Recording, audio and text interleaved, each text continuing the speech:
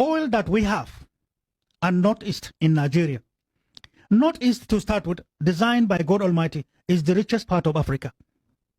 Nobody, no part of Africa is as rich as Northeastern Nigeria. Anything on Eastern Nigeria is rich.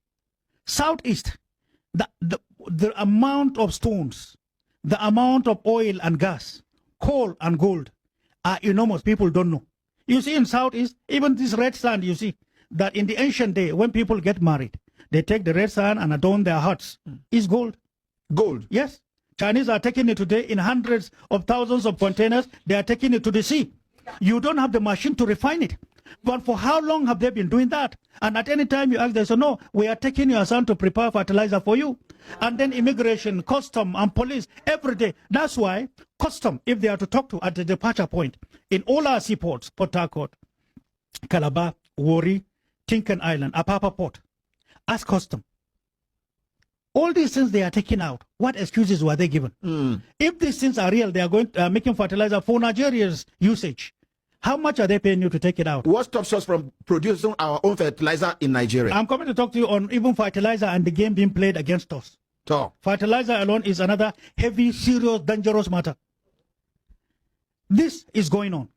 Unabated, hundreds of billions of dollars are being made. This country is rich as it is, becoming impoverished every day. There is a game. God didn't consult any of us to say, I'm creating you a Nigerian. God didn't consult us to say, I have given you these resources. He subjected us to come as Nigerians to face trial. Trial to know who we are, where we are, and what to do with it. How come we are rich, we don't care for ourselves? How come the poorest poor are being regarded and counted with us as Nigerians? How come we be this rich and we are counted among the poorest of the poor with hopelessness? How come any story, any literature that comes to the fore, you will see it in newspapers, you will hear it in some radios, you will hear it on some television. Did you see the other side of the coin? Who is manufacturing these stories? It was the formula accepted that destroyed many of our past leaders in power in 1972. Nigeria must never grow. That was the title.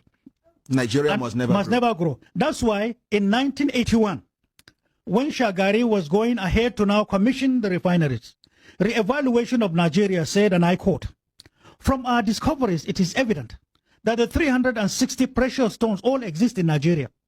But it is more disturbing that these 360 precious stones exist in Nigeria. They also have oil and see another outlet for gas reserve in the same country. So they concluded Nigeria was given code name 360 plus. At any time you see in their briefs, the word 360 in inverted comma plus, that is Nigeria. Hey! And many of our elders attended meetings. They came across the letter 360 plus. Without knowing. They don't know.